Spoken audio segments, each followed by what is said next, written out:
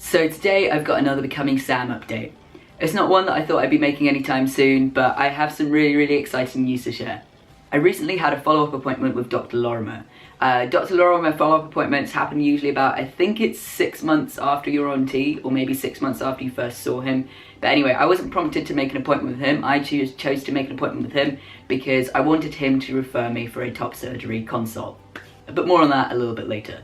The follow-up appointment costs £130, and if you had seen Dr Lorimer before that, then he can do it on the phone, which is what we did with me. Doing an appointment on the phone with Dr Lorimer meant that I only had to wait, I think it was like 3 or 4 weeks to get the appointment, which is amazing, as opposed to like the months that he's got otherwise worth of a waiting list. So I had my appointment with him, which was, by the way, like probably the weirdest doctor's appointment I've ever had, because I did it in the middle of like a circus meetup in my friend's car in the middle of Dalston, and then after the appointment I celebrated by going and juggling in an abandoned warehouse. You know, these things only happen once in your life.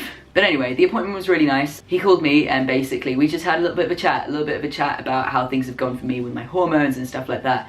He asked me what changes I've experienced, and we talked a little bit more in depth about them and how I'm feeling about them, and he asked if there are any negatives, to which I mentioned the acne, but like also that I accept that it's just a part of, you know, being on T.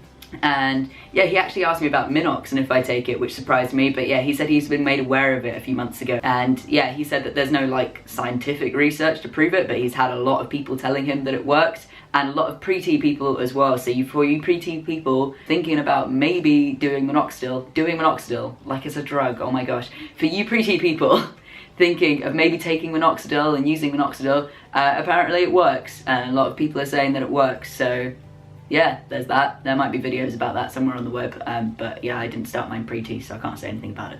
Anyways, he then moved on to ask me why I wanted surgery, what surgery would get me, like where would it get me emotionally and stuff like that, and finally which surgeon I wanted to go with, and he agreed that the surgeon I chose is a reputable surgeon and he's happy to refer me. And yeah, within a week of our conversation, I had my referral by email. I double checked the referral, and then he sent it off to the relevant people, and I have a copy as well.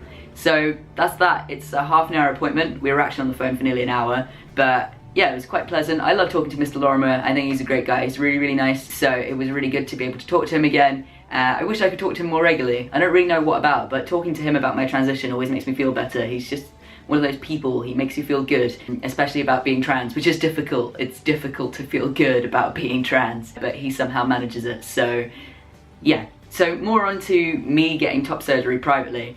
I know I made a big deal on this channel that I would be getting on hormones privately and then doing top surgery on the NHS, but I've just realised that that's something that's not plausible for me. I did the calculations to see how long it would take me to wait to get it on the NHS, and calculated about 3 years worth, because I'm not due to see a doctor till about May time, optimistically, with Charing Cross, and then after that it's like 9 months for your second opinion, which apparently you still need even if you've gone privately, which is ridiculous. After that they take about 4 months or so to process referral letters, so that's another extra bit of time, and then a lot of the waiting lists for NHS surgeons are just ridiculously long, especially if you want to go to someone who's good and whose results that you like. So it just wasn't gonna work for me. I can't wait that long personally. I lead a very active life. I'm also already 21, so I want to just start my life and start being able to live it, and I feel like till then I'm being held back, and I need this to be able to just start properly. I've also experienced a lot of pain in my ribs. I'm asthmatic. It really holds me back in terms of breathing. I can really struggle to gain my breath back a lot of the time, even when I'm wearing a binder that's too big for me.